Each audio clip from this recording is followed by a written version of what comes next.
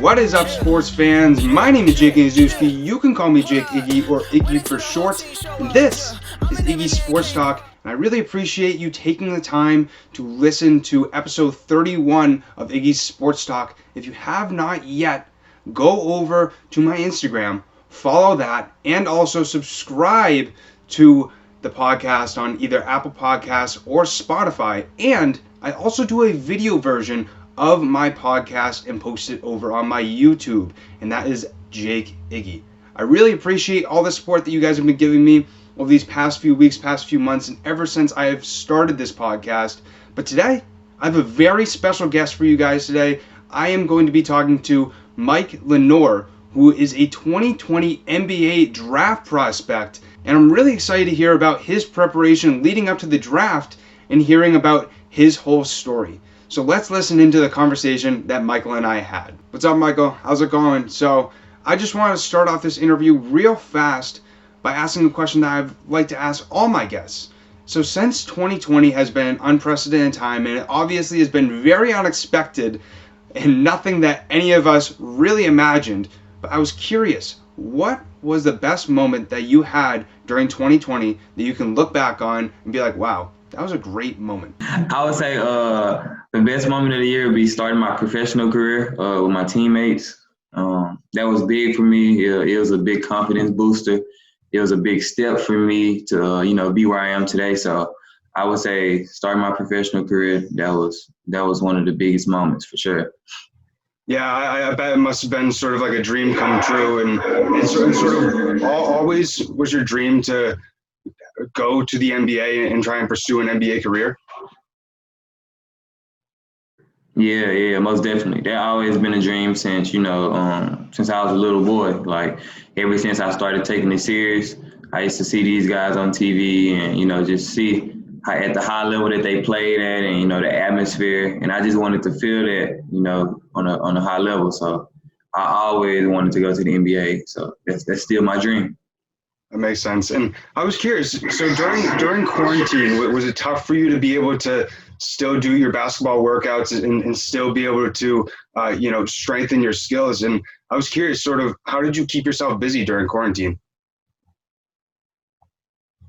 When quarantine first started and, they had pretty much everything on lockdown down here in Texas, I would just, in my garage, I got like weights and stuff. So I would just lift weights and run on the treadmill. I go outside and, handle the ball for a little bit just to kind of stay sharp. It's not going to be all the way back to how it was, but I'm just doing something to, not just sitting in the house all day. So as stuff started opening back up with my team, we started working back out in the gym. We started, getting back in tune. And then we had our summer league. And after we had our summer league, we started our pre-fall league. And now we're in our fall league, leading all the way into January. So I just been doing those type of things, working out, staying healthy, getting stronger and better. So that's pretty much what I've been doing during this whole COVID process. Oh, that's good to hear. I'm happy to hear that you were still able to get, some work in, workouts and like that sort of stuff. Because I remember seeing right at the start of quarantine, Giannis Antetokounmpo was talking about how he couldn't find a gym near him and it was tough for him to be able to, get his work in. So I'm happy you were still able to get some work in. Most definitely. That was big for me because I can't live without basketball. I can't just sit in the house all day. Yeah, I know what you mean. I was curious as well, was there any other sports other than basketball growing up that you were interested in?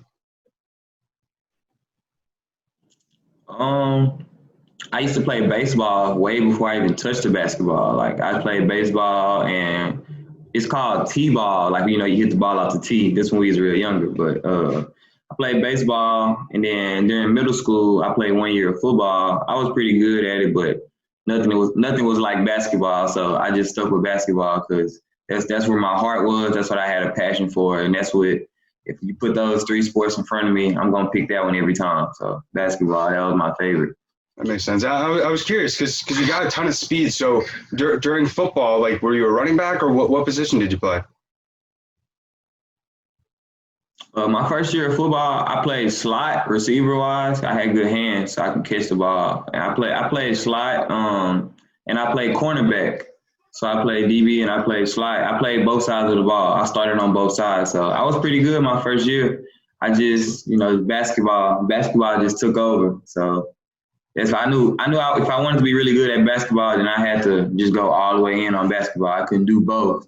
But football, it was cool though. I really wanted to play quarterback, but they didn't want to let me play quarterback.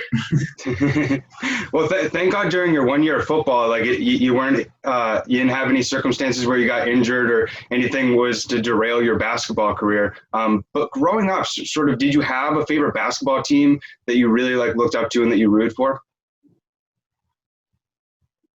Most definitely. My favorite basketball team is Los Angeles Lakers. Awesome. Kobe Bryant's my favorite player, still is. I used to watch those guys on TV, like dead in front of the TV, like how I'm talking on the computer now, like just watching the game, Christmas Day or the playoffs or whatever the case may be, any type of matchups. I used to just love Kobe in general, so that's what made the Lakers my favorite team. But yeah, that was the team I looked up to for sure. I used to love the Lakers. That's awesome. And so you must have been super ecstatic when they won the NBA championship this past year. Yeah, it was cool. I was glad that they won the championship, and I was glad that the Dodgers won the championship for, especially with all the city, all that they've been through. So it was cool. But as of now, I'm not really too much a Lakers fan. I don't really like the team like that. It is what it is, though. But I still root for the Lakers. But, it is what it is. It was actually kind of funny because I was watching the Lakers game with like two of my good friends that are like huge Lakers fans, and it was like a minute left right before they were about to win the finals, and I looked at them. I'm like, they're just sitting there like it's a regular game. I'm like, do you realize your favorite team is about to win the NBA finals? And they're like, yeah, but it's been a blowout this entire game.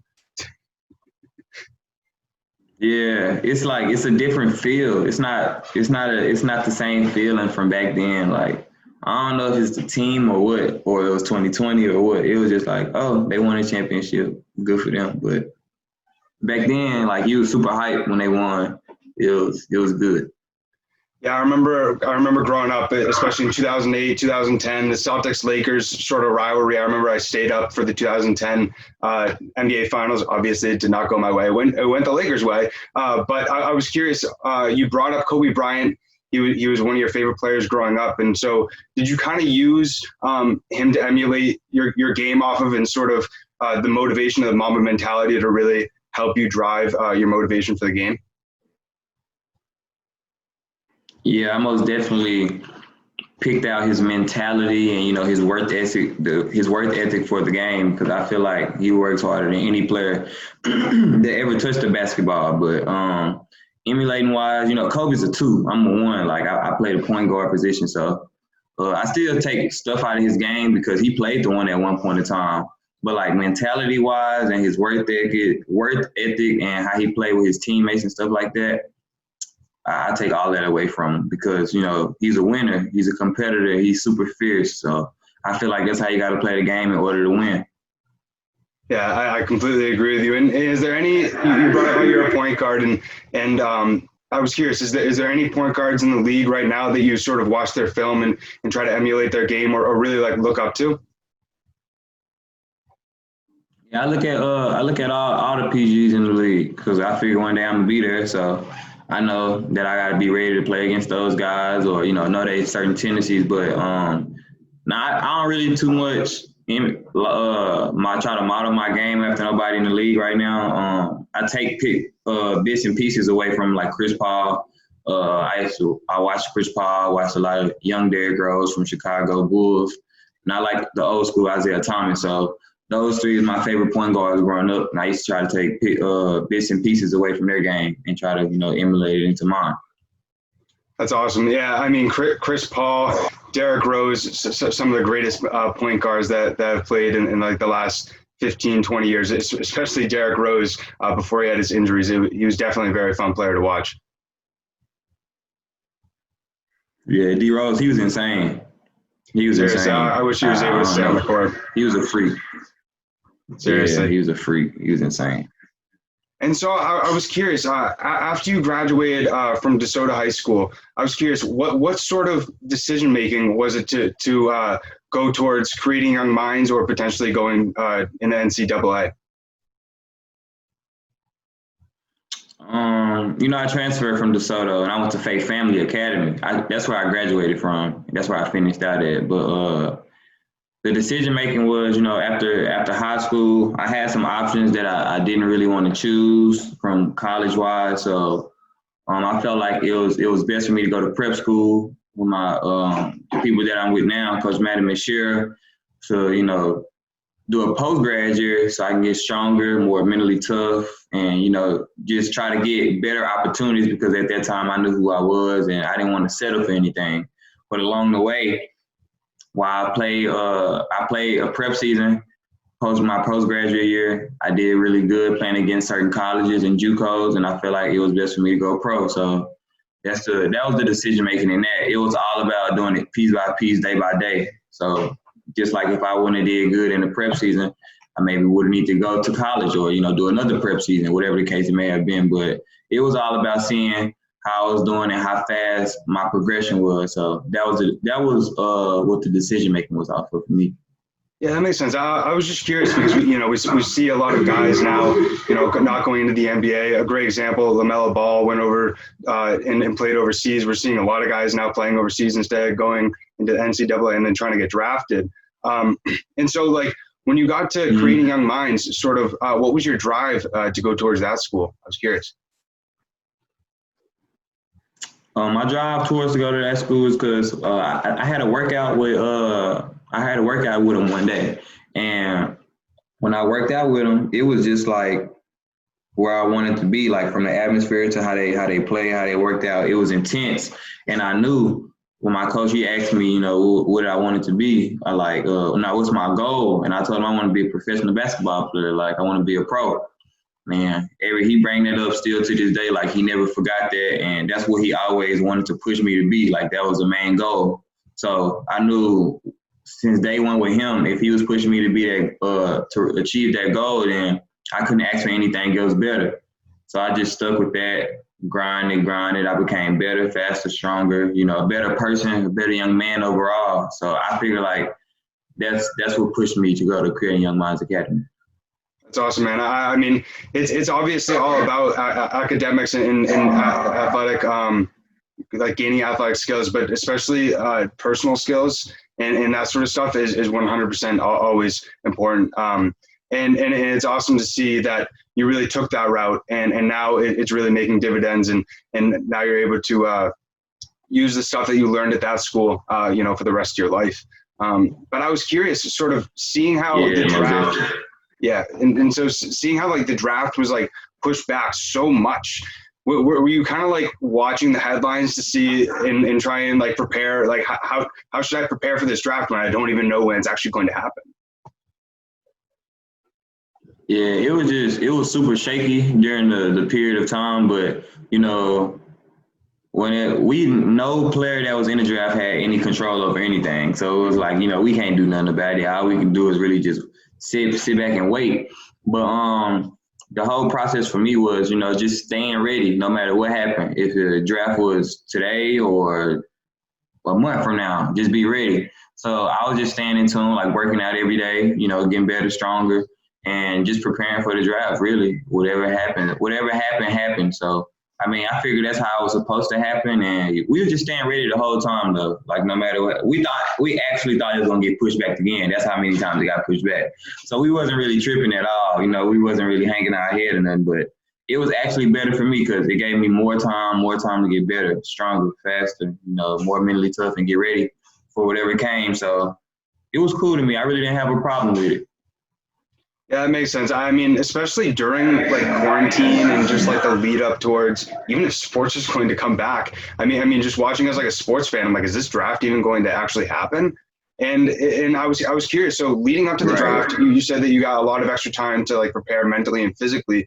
And sort of like, what is the preparation like preparing for a draft? Do you watch a lot of film, scrimmages, just getting a lot of work in? I would say getting a lot of work in, staying healthy, and seeing, what these NBA scouts want to see and what they're looking for in a player, like a point guard wise, and what teams can I fit in and how can I, excel at that in my position. So I think we just tried to key in on those things, and we looked at some previous numbers from guys that competed in the draft combine from that year. And I tried to beat all those times and all the shooting drills or whatever the fact it may be. And, just doing stuff like that to where when the time presents itself, I'll be ready, like I said. But that's all we really prepare for. That's how we really prepare. Just looking for what needs to be done and what I need to be better in and what they're looking for. So we just seen that, and then we just went from there. Yeah, that makes sense, and it's awesome that like you did get that extra time to be able to mentally prepare, and I like to hear that you didn't really focus on if the draft was going to happen or not. You just kept on going forward and just kept on trying to get better. Most definitely, that's all we can do. You can't really dwell on anything or try to make it happen when it's not supposed to happen. Everything happens for a reason. When it happens, it's gonna happen. So you really have no control over nothing. I mean, nothing is planned in life. So like nothing was planned. We never thought COVID was gonna hit and carry over to the whole year of 2020. Yep. Like we never thought that, but it carried over to the whole year, 365 days, the whole year. So I mean, you can never. You just got to be ready. You got to be able to react to certain situations, adjust, and just cope with it and figure it out and find a way. So that's how we try to do. Exactly. I mean, that's the perfect mindset. I try to say that saying in my head every single day. Everything happens for a reason. Anytime I get anxious about like what's going to happen tomorrow, I just say, well, just allow things to happen, and if it's supposed to happen, it's supposed to happen. Right. And it's always it's never really a loss, no matter what happens, good or bad. It's just always a lesson. Like you always look at the bright side of things, like what came out good from that. You know what I'm saying? So like if something didn't go as planned, okay, now you know how to bounce back from it. Now you know what they was looking for. Now you know how to get your foot in the door next time. You don't really just gotta, oh man, it ain't happened. No, just look at the bright side of it. Like you said, everything happened for a reason. So you just got to be able to find the reason why. Right, exactly. That's awesome that you're mentally tough like that, and that you think that way. Because I mean, something that I've noticed. I'm a big baseball guy, so like I notice a lot of times, like pitchers especially, like have a lot of issues mentally and just get in their head instead of just focusing on everything happens for a reason, like we've been talking about. But I was curious, sort of, since there wasn't a traditional combine, how were you really able to showcase your skills to teams in such a weird time like this? We did it virtual. So I pretty much just went through the whole draft combine process, from the vertical jump, from the agility, little drill, from the shooting drill, from the 3/4 court run, just everything really in the combine. And I really just did that on camera, live stream. And we live streamed it and showed it to the teams, and we sent it off to the team. So that was pretty much how I got to show that off to them. And all my NBA scout, he posted all my numbers and stuff on Twitter for people to see. And that's pretty much how we showcase it to the world. So the people who saw it, they needed to see it. That was cool. But that's pretty much how we did it. That's interesting. Yeah, that must have been kind of awkward. It must have been kind of awkward too, to like know that like somebody was filming you virtually instead of just like people actually being able to see you in person. Because I bet you thought in your head, well, I'm probably going to look a lot better in person than just what these people are seeing on the screen. Right. I think yeah, I would have looked a lot better in person from them being able to see me close up, from weight wise and just actually being there in person, because nothing is like the experience in person. But I also think it helped a lot of dudes, because I think a lot of dudes get starstruck or maybe get nervous when certain NBA scouts come around and they're actually keying in and looking on you and actually trying to figure out what's wrong or what you can do good, and they may do bad. But dude like me, I really didn't. It really didn't matter if they came in the gym or if they didn't come in the gym. I was just gonna try to do the same thing that I did from the beginning or do better. But I mean, it was cool. It didn't really matter to me. I was just gonna do that regardless. Exactly. Just doing your thing, adapting, and just playing the best you can. That's all you can do. It's in God's Exactly. hands at the end of the day. He'll control everything. Exactly. I completely agree with you. And so I was curious, just what are some of the skills that really set you apart from other people that were drafted, and what are some of the strengths of how you play? I would say my biggest skill to me is my IQ. Just knowing the game, knowing game time situation, what our team needs, what we need to be to do this, be successful. I would say some of my strengths is super fast with the ball, without the ball. I can shoot the ball. I can rebound. I can make everybody around me better. Like if we need to get a teammate going and he's not going, I can make sure he get going. I have great intensity. I bring great energy to the floor. Play defense. I'm a winner. You know, those are the things I think that separate me apart. I don't just play the game just to play. So when I come in and I'm out there on the floor in between those lines, I'm coming to win, and you know that's a big part of me is winning. I hate losing, so but I feel like my IQ sets me apart.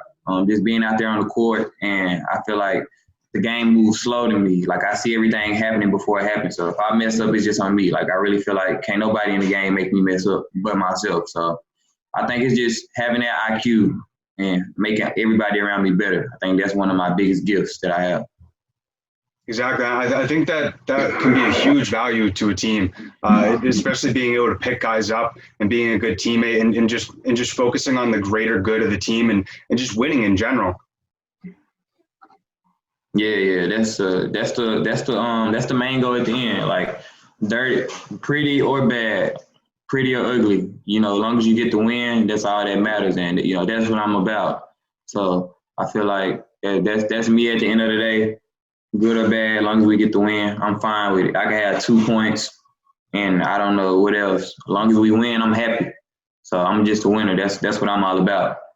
That makes sense. I was curious, was there any experiences during your basketball career that really helped you like get that sort of mindset, that winning mindset? Was there any experiences that sort of you were down and somebody picked you up, and you wanted to do the same to others around your team? Or I was just curious.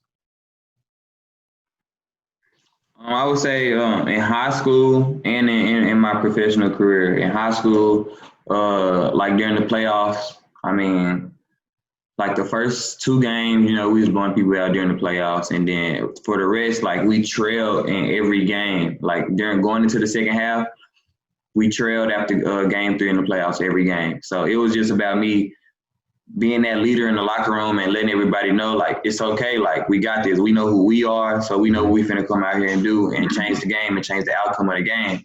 And we end up winning the state championship. And then during the professional season, I would say, you know, we were losing. Like, we had a losing record to start the season. You know, we could have turned that around, but COVID, I mean, you know, that was what it was. But we were losing.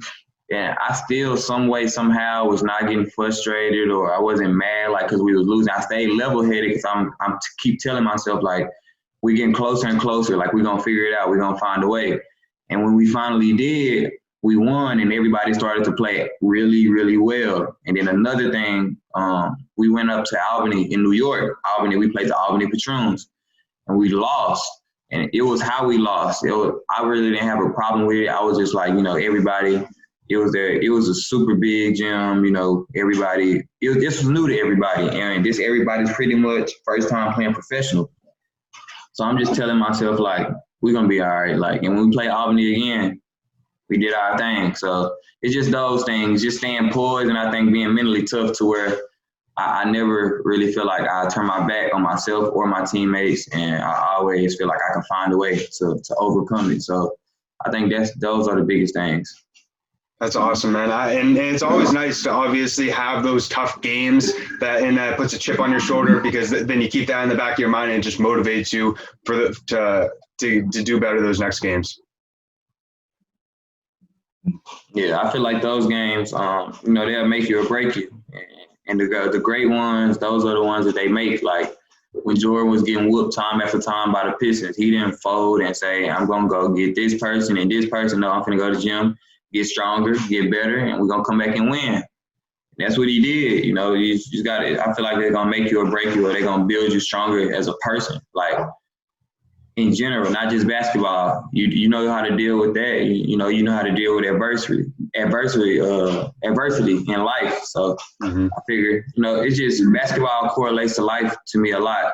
How I deal with certain situations. So that's why I love the game. You know what I'm saying? It explains me in a lot of ways. Exactly. That's awesome. Yeah, I remember watching in The Last Dance right after Jordan lost to the Pistons, like you brought up. He just went right back in the gym and said to Scotty and Dennis, all right, this next season we're gonna shove it down their throats next time. Yep. That's all it is to it. Like once you put your foot down and you really set your mind to make that change, and like you can do it. Nothing is impossible to me. So, people say sky the limit. Nobody never, sky's not the limit. Keep going. Who said, right. You know what I'm saying? Nobody never did it. So you don't know what's after that. So just keep going. You know what I'm saying? So, once you set your mind to do something, I promise you it could be done. So exactly. I actually watched this really cool podcast that correlates to exactly what you said about anything is possible. And this guy said, what do you mean? Anything is really just minusculing everything. Everything is possible. And something that a saying that he said that I keep in my mind every single day, and something that I think is a great thing for everybody. Just the mindset is, it already happened. Time just hasn't caught up. And anytime I hear that, I just get goosebumps, and it just motivates the hell out of me to just keep on pushing every day to just get better, to get to that potential dream or goal. Yep. I like that one. I'm gonna have to add that one to my notes. I like that one. That's real though. That's real talk. Like it already happened. Time just ain't caught up yet. So exactly. You just gotta keep going. You gotta keep going. If you stop, like you can be this close to reaching your goal and work time after time after time after time for it. And as soon as you choose to stop, it might be like an inch away. So why you done came this far, you that much better. And it's so harder to get that much better, but it's so easy to get back worse or back where you was. So just keep going. So I feel that one. I like that one for sure. Like I like that one already. Yeah, because like when you're in the practice or when you're in the game, you can just like stand there, look around, and just like picture yourself in an NBA arena with thousands of fans, and just think in your head, time just hasn't caught up. It hasn't. Like I say this all the time.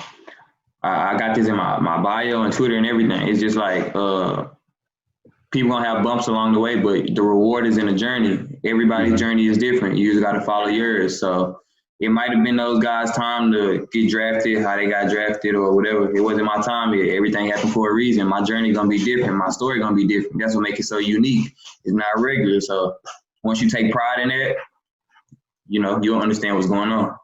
100%. And we've seen so many undrafted free agents become absolute stars. It doesn't matter if it's in the NBA, NFL, MLB, and it's something where I was curious. Do you sort of have a chip on your shoulder now?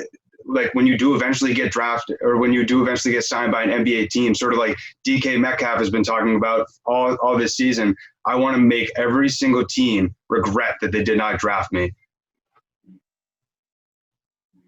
Most definitely. That's who I am. I always had that chip on my shoulder, whether it's, too little, or I don't think he could play here, I don't think he could do that. Everybody who said that, they looking at me on TV or the computer or their phone or whatever now. So it's like, I don't really want to prove to nobody else, because I want to prove to myself, because I know I can do it. Everybody else's opinions really don't matter. But it's most definitely that's still the goal in NBA. So I'm always going to have a chip on my shoulder, even when I do become that dude that everybody talking about still, because I'm still going to keep proving to myself how much better I can keep getting. And then they'll eventually see it like, dang, we was wrong about this kid. But that's on them. It really don't matter to me. I just got to keep proving to myself and keep making my family, my teammates, everybody proud. So that's what it is for me. That's the biggest thing. Exactly. And even if they do say that publicly, I'm not done yet. Yep. It's real. Exactly. And so I was curious. So sort of, has there been things that you've been working on to improve to get ready to play in the NBA, like day after day after the draft? Yeah, most definitely. Still pretty much the same things. I just been getting stronger, trying to build way more strength, trying to increase my vertical, trying to better my shooting, ball handling, and just keep trying to increase my IQ. I feel like you can never be too good at something. You always can improve. So I try to most likely improve every attribute. So, but the biggest thing right now is for me, just getting stronger, faster, because the NBA how they play. It's a running gun game, and the referees call everything, and that's why I was successful at in my pro season. I'm super fast. I used to get to the free throw line at least like 10 times a game. So uh, it was cool during the draft process or whatever. But I'm pretty much working on the same things to get better, faster, stronger, and just keep building my repertoire. Have a variety of things that I can be able to do. So when I get that call or when I'm in that position, a team they pretty much gonna look my way. Yeah, that's awesome to hear, man. And I was curious, sort of, did you ever consider potentially playing overseas? That has been a thought, but this has always been before overseas. So I feel like if it's not the NBA, then it'll be the G League, and then if it's not the G League, then I look back into the TBL, or after that, like I just say, it's a day by day progression. So whatever me, my family, and my coaches and feel that's the best situation for me, I think that's what we'll pick. So if something comes up overseas that everybody thinks that's great, and it'll be another step to me get closer to the main goal, we'll look into that. But we're just taking it day by day to see what's gonna happen. Exactly, and it's awesome too because you still got a lot of time to grow, and you're still relatively young, and it was very weird for me, obviously, like doing research before this interview, seeing that you're 19 years old. I'm about to turn 22, so it's crazy to see like people like my age and that sort of stuff, like getting ready to go into the NBA and that sort of stuff. So sort of does it feel kind of weird being so young and sort of being able to get to that dream that you've always dreamed of? Not necessarily weird, just necessarily like just surreal at the time, like unreal, because it was like coming from the position that I come from, I never thought it'd happen like this. I thought I'd take the natural the natural route, like how other people did. You go to high school, college, and then you enter the draft. And if you get drafted, you get drafted. But mine was high school, prep school, professional, NBA. So it's just how quick it happened, and I didn't know it was gonna happen like this. But like I said, my journey is different, so I had to really like realize and understand that. But at the end of the day, it wasn't weird. It was just like wow. When I was in those certain moments, I'm like, dang, I'm really doing this. And a lot of people were saying it was like that to them too, because you know they knew I was good, but it's just that I'm 19 and I'm doing it and it's happening so fast. And certain people tell me it's inspiring. So that's all I can really keep trying to do is inspire people to, keep trying to do the stuff that they trying to do. So it was just surreal to me. Yeah, I mean, I gotta tell you, your story is honestly very inspiring, and I'm very impressed with like I said, like your sort of mental intelligence and how like grounded you seem with just like having the mindset of everything happens for a reason, it's all going to happen, and why try to control everything. Yep, that's what you got to pray, leave it in God's hands. Put Him first, and He'll guide you on the right path. So I pretty much just try to keep Him first, and ask Him to guide me to whatever positions may be the best for me, and keep me on the right path, so I can hopefully achieve that dream one day. So that's what I do. That's awesome, man. And I just have one more question. And I was curious. So since the NBA season is currently approaching, has there been any teams that have expressed interest or have reached out about potentially signing you before the season starts? We pretty much have been talking to a lot of teams like Utah Jazz, 76ers, Clippers, Mavericks, and like majority of their G League teams. So like I said, if the NBA is not that right away, then we're looking into the G League. So been contacting them, contacting us, and we're gonna try to get into these workouts, and hopefully we're gonna go from there. So that's been what we've been really been doing. That's awesome, man. Well, I mean, I wish you all the best of luck, and you know, I definitely am going to 100% see you in an NBA court. I can already feel it. I can already just from like the video I saw, but also just sort of your energy about it, your motivation about it. I already know that time just hasn't caught up, and I'm going to see you on an NBA court. And I really hope that one day I'm sitting in the stands hearing Michael Lenoir, and I go, wow, I got to talk to that guy. Yeah, for sure. I'm remember you too. I got you. I'm coming back. I'm coming back once I make it. I can't wait. I can't wait. So I hope you have a great rest of your day, Michael, and I really appreciate you coming on the show. Thank you. I appreciate you.